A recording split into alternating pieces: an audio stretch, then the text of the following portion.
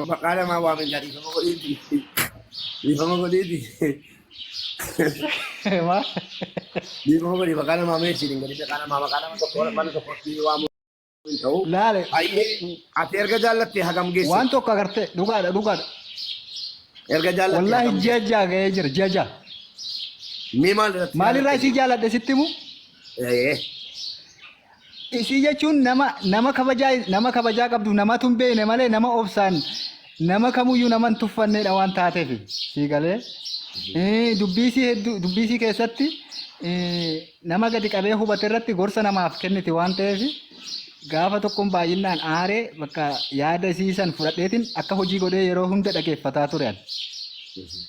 Maaliif namni nama hin beeku beektee yoo nama keenya kana hanga itti himan itti nama waan hin argineef garuu jecha isiin baay'ee itti gammadaan jecha isiin jettuu fi yaada isiin jettutti jechuudha. Waa tokko sitti himuun dhugaa baay'een si kabajee baay'een si kabaja baay'een si dinqisiifadha aadaan kun baratamaa ta'u amma yoo ta'e taasii galee ati jajaa guutuu baattee deemaa turte yoo ta'e ni ta'a yoo hin taane hin hafa galee baga gaafatte. Baga jaallattes intalli intaluma jaallatanu haati baatee waa tokko wanti irraa hafeen jiru baga jaallatte baga gaafatte yoo ta'e yoo hin taane immoo hin taane wannati gaddituuf hin jiru inshallah bakka hin ta'u dhuma si dhaga'uun si waan guddaadha.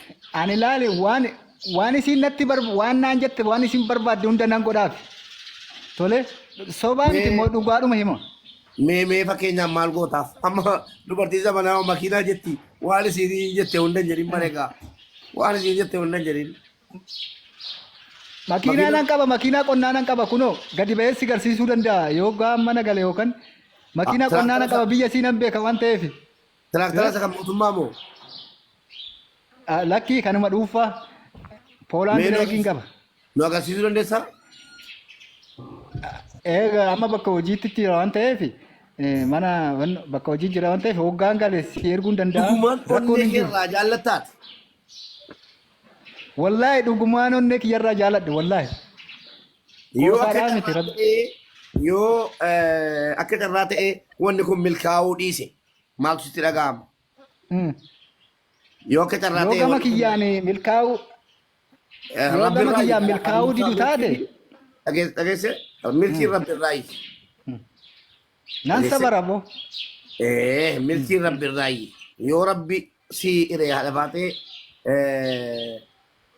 rabbi si qoode kan keeti yoo rabbi immoo si hin qoonne isiin tole jechuu baatus rabbi irraayi jettee dhiifta jechuudha.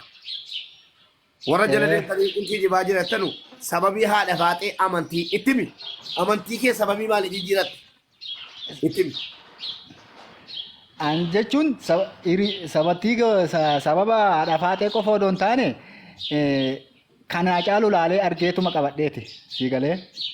Kannaa caalu argee laalee qabadheeti malee hiriyaa kootu ijoollee musliimaati wajjin barannaa yeroo hedduu isaan bira deddeema. Bakka ni agartaa mijjis ilaaltee achi waa arguu hin dandeetta. Kanuma kana jechuudhaaf. Rabbi sirraa haa jaallatu obboleessa keenya amantaa obboleessa keenya kan ilma Oromoo baay'ee si kabajnaa baay'ee si jaallannaa. Ta'ii shamaaloo yaa haadha baateen gaafa namoo keessumaan dubbannee ilaallee keessumaan deebii deebinee. Yeroo barbaadanitti deebii naa kennaa isin eeggadha waan ta'eefu haadha baatee gaafadhaa yeroo barbaadanitti deebii naa kennaa isin eeggadha garuu isii jaalachuun kiyya dhuga. Illee yaada irraa fuudhitiin waan jechuudha. Ani no asitti yaada irraa fuudhuu barbaadaan jiru. Dhageessanii haadha baatee fuudhi homaa rakkoon qabu rabbi fuudhi. Qoosaan qoosaadha. Fuudhi rabbi irraa fuudhi. Anillee abdii muradhee ta'a. Dhiifama. Umbushaako anis ilma dhiiraati jaalladheen beeka jaalalaaf mambuuseen beeka jilbeeffadheen beeka kanaafi dubbituu qoosaa ta'e qoosaa goonee asumatti kolfinee maal jennee jenna inni qoosaan jiru.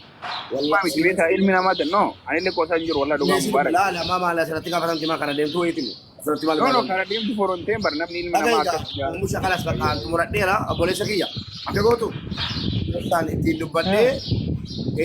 dubbadhee waan isin jettu dhagahee suutumaan keessaan utuu namni tokko nageenya sii himaa ishii ta'us keessumaan Tole tole. ta'uu baatus keessumaan yoo taate mubeen gubboo barbaadu irratti lakkii wallaahi gubboo barbaadu miti. Hamma nama ilma namaatti irratti kabaja qabala mataa korra. Isiinis immoo mataa korra. Namni sin beeka mubee. Kanaaf asirratti haala baate nama dhugaan jaallataanu hin jaallataa jedheen gaafadha. Maala jettu barbaadan noo haala baatee deebisiisu. Dubartiin illee adabuma qabdi waan ta'eef dhugaa rabbii laal. Ani immoo baay'een si kabaja baay'een si jaaladha waan ta'eef isin hunda keessanuu ijoollee Oromoo hundumaa nan jaaladha garuu immoo dhimma haadha faatee kana qoosaadha warri as jala taa'ee jedhu kun hamma gubatu abbaatu beeka malee namni namaa beeku hin jiru. Ansi hubadheen jira gadaa koo dhugaan sitti maan si hubadheen jira. Akkuma ati dubbattee si hubadhee ol galchaa jira. Jalqabaa qoosaa yoo ta'e kolfinee taphannaadhaaf ol fi galchee viidiyoo ba'e yeroo inni ilaalu dhugaa ta'uu hubadhee sirra. Kanaaf obboleessa keenya abshir yoo rabbi walii si qoode walii taatu yoo rabbi walii si qoodne immoo ilma namaa tatamma wanni sirraa hanqate tokko jiru. Yoo ana caalu yoo xiqqoo Facebook irratti yookiin TikTok irratti sagalee yoo si caalu malee wanni ittiin si caalu tokko hin jiru.